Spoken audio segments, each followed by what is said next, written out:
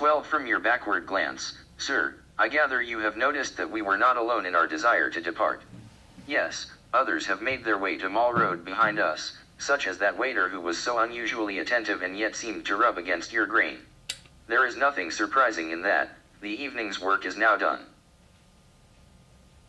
I would ask you to direct your gaze instead to these lovely buildings in varying states of disrepair which date to the British era and function geographically and architecturally as a link between the ancient and contemporary parts of our city. How delightful they are, a chemist, an optician, a purveyor of fine saris, a gentleman's tailor. Observe how often the words brothers and sons appear in their signage.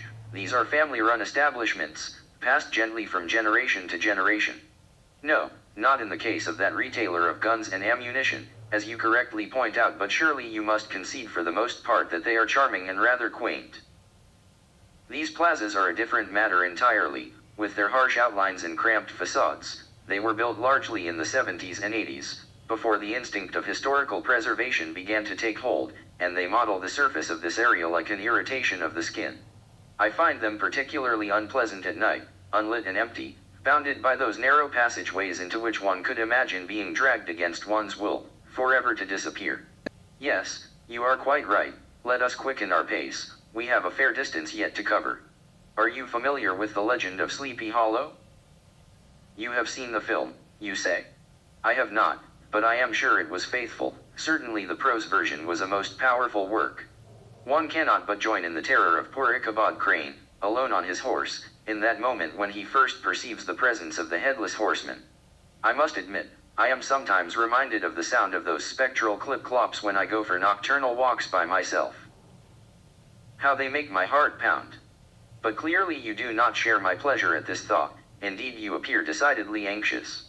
Allow me, then, to change the subject.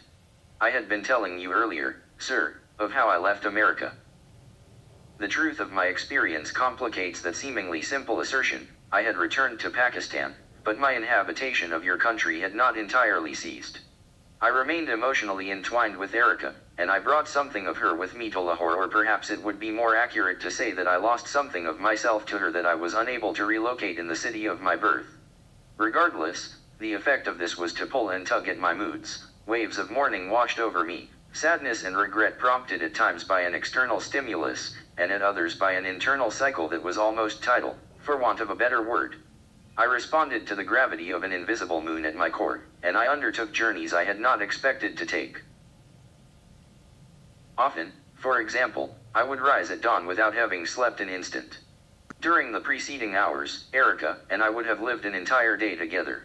We would have woken in my bedroom and breakfasted with my parents. We would have dressed for work and caressed in the shower. We would have sat on our scooter and driven to campus, and I would have felt her helmet bumping against mine. We would have parted in the faculty parking area, and I would have been both amused and annoyed by the stares she received from the students passing by, because I would not have known how much those stares owed to her beauty and how much to her foreignness. We would have gone out for an inexpensive but delicious dinner in the open air, bathed by the moonlight beside the Royal Mosque. We would have spoken about work, about whether we were ready for children. I would have corrected her Urdu and she my course plan, and we would have made love in our bed to the hum of the ceiling fan. I have also been transported in ways that were no less vivid but far more fleeting. I recall once, during the monsoon, watching a puddle form in the rut of a muddy tire track beside the road. As raindrops fell and water filled the banks of this little lake, I noticed a stone standing upright in the center, like an island, and I thought of the joy Erica would have had at gazing upon that scene. Similarly, I recall another incident, after I had a collision on my scooter, when I returned home and stripped off my shirt to see a livid bruise on my rib cage, where hers had once been. I stared at myself in the mirror and touched my skin with my fingers and hoped that the mark would not soon fade, as it inevitably did. Such journeys have convinced me that it is not always possible to restore one's boundaries after they have been blurred and made permeable by a relationship. Try as we might, we cannot reconstitute ourselves as the autonomous beings we previously imagined ourselves to be. Something of us is now outside, and something of the outside is now within us. Perhaps you have had no comparable experience, for you are gazing at me as though at a raving madman. I do not mean to say that we are all one, and indeed, as will soon become evident to you, I am not opposed to the building of walls to shield oneself from harm. I merely wished to explain certain aspects of my behavior upon my return. Despite my not insubstantial financial constraints, I managed every year to pay my class dues in order to receive the Princeton Alumni Weekly, which I read unfailingly from cover to cover, with particular attention to the class notes and obituaries sections at the end.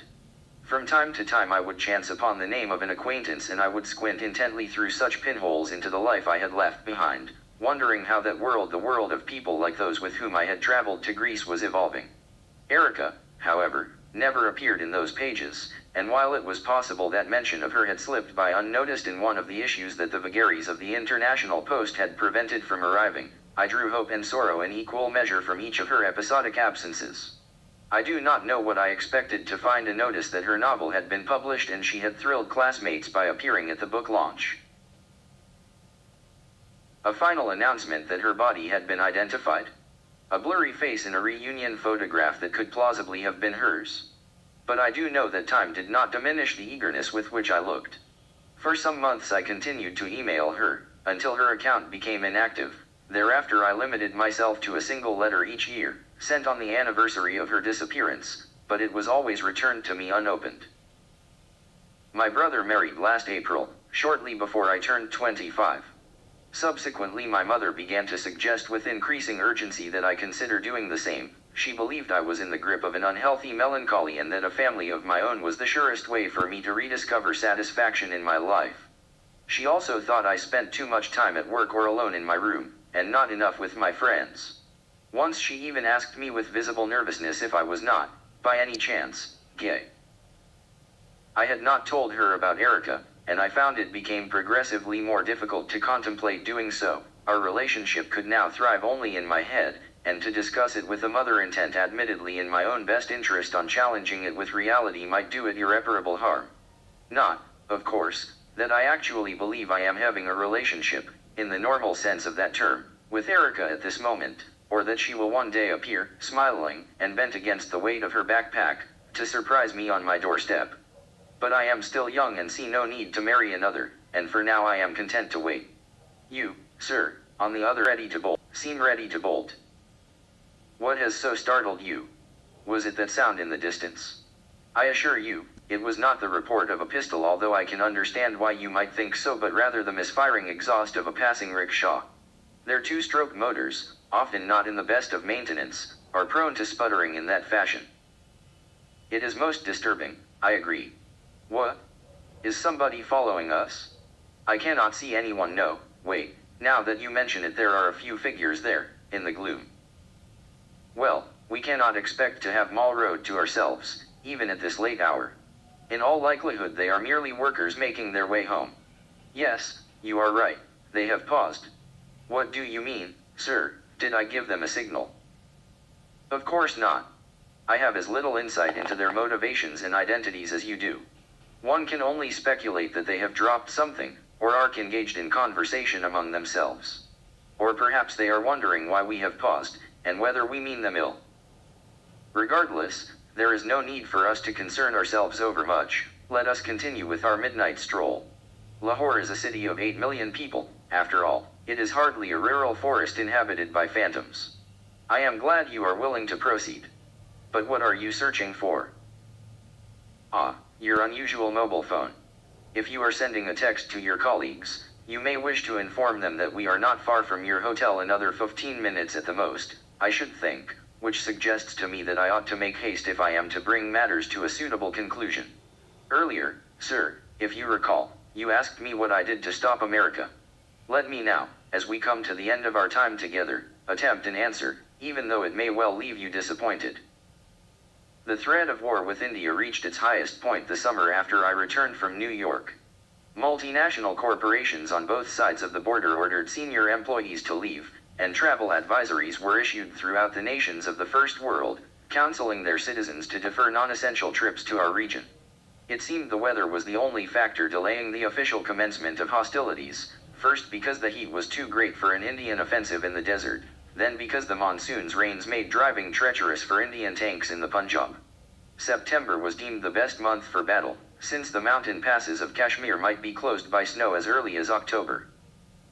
So we waited as our September ticked by, little noticed by the media in your country, which was focused at that time on the first anniversary of the attacks on New York and Washington, and then the days started to shorten. The negotiations began to make progress, and the likelihood of a catastrophe that could have claimed tens of millions of lives receded. Of course, humanity's respite was brief. 6 months later, the invasion of Iraq would be underway. A common strand appeared to unite these conflicts, and that was the advancement of a small coteries concept of American interests in the guise of the fight against terrorism, which was defined to refer only to the organized and politically motivated killing of civilians by killers not wearing the uniforms of soldiers. I recognized that if this was to be the single most important priority of our species, then the lives of those of us who lived in lands in which such killers also lived had no meaning except as collateral damage. This, I reasoned, was why America felt justified in bringing so many deaths to Afghanistan and Iraq, and why America felt justified in risking so many more deaths by tacitly using India to pressure Pakistan. I had in the meanwhile gotten a job as a university lecturer, and I made it my mission on campus to advocate a disengagement from your country by mine. I was popular among my students perhaps because I was young, or perhaps because they could see the practical value of my ex janissaries skills, which I imparted to them in my courses on finance, and it was not difficult to persuade them of the merits of participating in demonstrations for greater independence in Pakistan's domestic and international affairs, demonstrations that the foreign press would later, when our gatherings grew to newsworthy size, come to label anti-American. The first of our protests to receive much attention took place not far from where we are now. Your country's ambassador was in town, and we surrounded the building in which he was speaking, chanting and holding placards. There were thousands of us, of all possible affiliations. Communists, capitalists, feminists, religious literalists began to get out of hand. Effigies were burned and stones were thrown, and then we were charged at by large numbers of uniformed and plain-clothed police. Scuffles broke out. I intervened in one, and as a result I spent the night in prison, nursing a bloody lip and bruised knuckles. My office hours were soon overrun by meetings with politically minded youths, so much so that I was often forced to stay on until after dinner to ensure that I had dealt satisfactorily with the curricular and extracurricular demands of all those who sought me out. Naturally, I became a mentor to many of these men and women, advising them not only on their papers and their rallies, but also on matters of the heart and a vast range of other topics from drug rehabilitation and family planning to prisoners' rights and shelters for battered spouses. I will not pretend to you that all of my students were angels. Some, I will be the first to admit, were no better than common thugs. But over the years I have developed the ability to take quick stock of a person, an ability that, I would be remiss not to point out, is in no small measure modeled on that of my former mentor, Jim, and while I will not claim to be infallible, I think it is fair to say that my sense of another's character is generally very good. I can usually tell, for example, who in a crowd is most likely to provoke violence, or who among my peers is most likely to complain to the dean that I need to be put in my place before my activities get out of hand. I have received official warnings on more than one occasion, but such is the demand for my courses that I have until now escaped suspension. And lest you think that I am one of those instructors, in cahoots with young criminals who have no interest in education and who run their campus factions like marauding gangs, I should point out that the students I tend to attract are bright, idealistic scholars possessed of both civility and ambition. We call each other comrades as, indeed, we do all those we consider like-minded, but I would not hesitate to use the term well-wishers instead. So it was with immense consternation that I learned recently that one of them had been arrested for planning to assassinate a coordinator of your country's effort to deliver development assistance to our rural poor.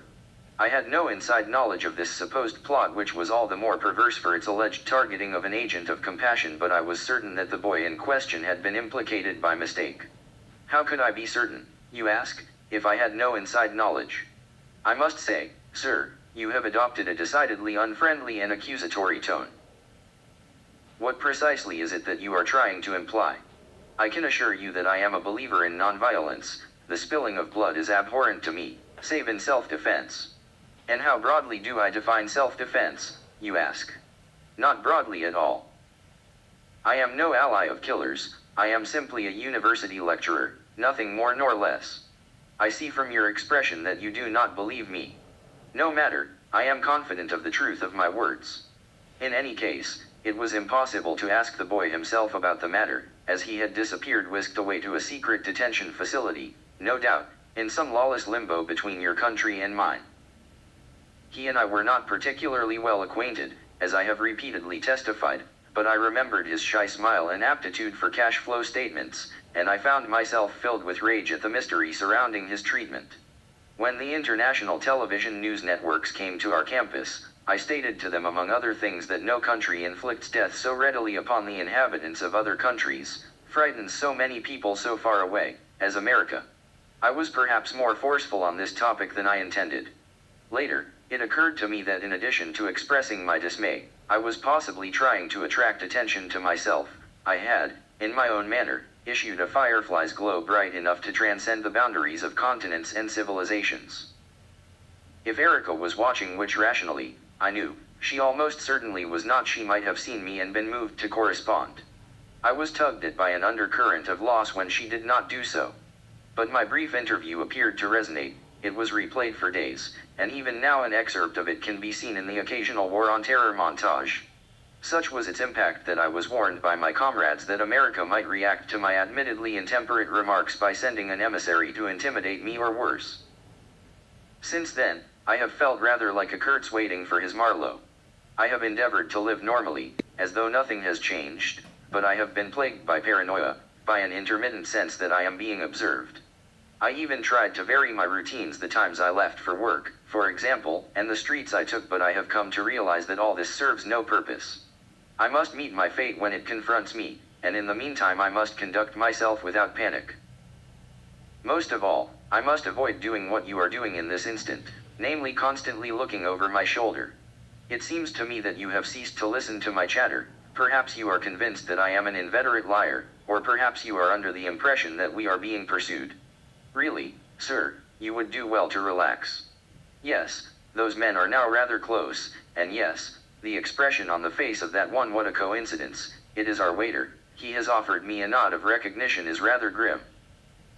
But they mean you no harm, I assure you. It seems an obvious thing to say, but you should not imagine that we Pakistanis are all potential terrorists, just as we should not imagine that you Americans are all undercover assassins. Ah, we are about to arrive at the gates of your hotel. It is here that you and I shall at last part company. Perhaps our waiter wants to say goodbye as well, for he is rapidly closing in. Yes, he is waving at me to detain you. I know you have found some of my views offensive. I hope you will not resist my attempt to shake you by the hand. But why are you reaching into your jacket, sir? I detect a glint of metal. Given that you and I are now bound by a certain shared intimacy, I trust it is from the holder of your business cards.